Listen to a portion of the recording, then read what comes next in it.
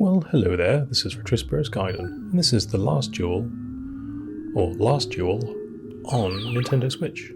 I'm saying a duel as in two dudes fighting each other with swords, not duel as in a diamond ring. It runs on the Arcade Stadium too, so that's a downloadable service you can get on the Switch, where you buy games that plug into it in a virtual arcade. And it's good fun. Fun for all the family. Why are we talking about The Last Duel? Well, it's not because it runs on the RE engine. It's because I used to play it back in the day, in the arcade. In the actual arcade, on an actual arcade machine. And I enjoyed it as a wee kid. As a young whippersnapper. I was young once. And we used to play games where you had a car, a trike no less, that could change into a spacecraft at every other level. And that's The Last Duel in a nutshell.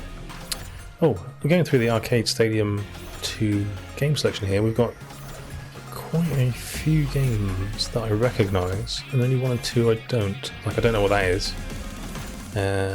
Darkstalkers, obviously, I do know.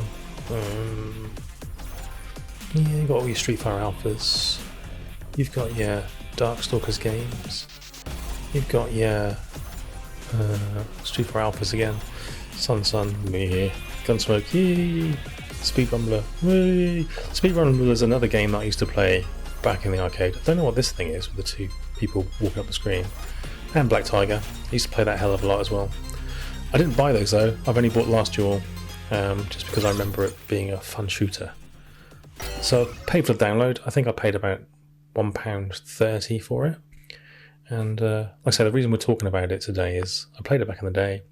I've got it now, and I'm going to have to say nostalgia is an absolute beast. This doesn't play anywhere near as well as I remember it.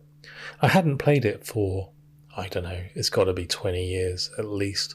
I might have played it on one of the first versions of Main when Main came out. I don't remember disliking it then, but playing it now, my god, is this a clunky game.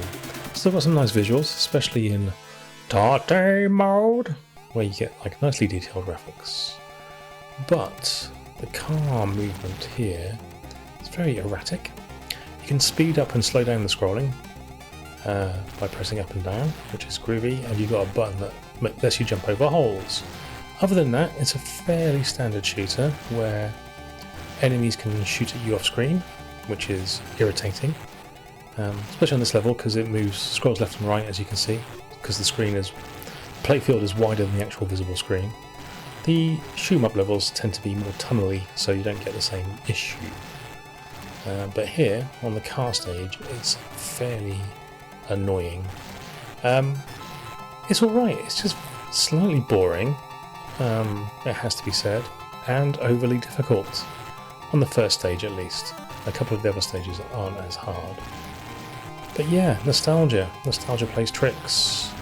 The trick it's played on me here is having good memories of going to the arcade, playing this game for 10p a go, thinking it was class, and in the cold light of the space year 2023, it's just kind of a middling shooter with, it has to be said, bleepy and horrible music and sound effects. But it's not all bad news. Like I said, it's okay, especially compared to some of Capcom's output in these years, the same sort of era. It's alright. Nostalgia is a massive kick in the nuts. It would appear. In some instances, I mean, I think this came out the same year as the original R-Type, and that is a stone cold classic. Last Duel, however, has not withstood the test of time. So yeah, that's highly frustrating for me. What the main problems I have with this game are the car's too twitchy. Playing this on a joystick, and every time I nudge the joystick, the car moves a quarter of the way across the screen, and like I said before, enemies can shoot at you off screen. The boss on this level is disgustingly violent. with the amount of bullets it shoots at you, which you're not able to navigate. I press the jump button there. It's not very responsive. Yes, the boss in this level is sort of hard, but the next level's not so much. It's got nice production values. It's just the gameplay's a bit boring, a bit lacking. You can get your bike powered up, or your spaceship powered up to quite a high degree, which is satisfying. Holding onto those power-ups though is easier said than done. So yeah, that's Last Duel. It's a cautionary tale about nostalgia and remembering things being much better than they actually are in a video game form. So there we go. It wasn't all green fields back in the day. It was blue roads and dinosaur robots ruining your day. Alright then, that's Last Duel. And that's really all I wanted to say. Do I recommend Last Duel? If you like middling shoot-em-ups with admittedly some pretty graphics but horrible music, then do take a look, but don't expect to be blown away by the gameplay. Oh wow. But what do you expect for £1.20 for crying out loud? £1.20. Actually, it's probably £3.50 now. I did buy it in a sale. So what do you expect for £3.50? To be entertained for longer than 3 minutes? Well, you have every right to be expecting that. Consumer. Oh, I'm being harsh because it's tweaked my nostalgia gland and then crushed it in its big ugly maw. Ah, Last Duel. Why are you so cruel? Why time so cruel to you? Last Duel. Don't know.